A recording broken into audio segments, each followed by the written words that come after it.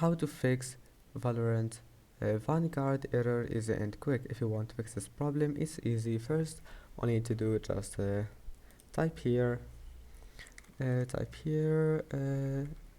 task manager, then click on it, and after that click startup, and then right click on Vanguard and click disable. After that, go back, type here apps and features, and now once you're here, all you need to do just type here Valorant. Now uninstall Valorant and install it again, and then after that, if you can find here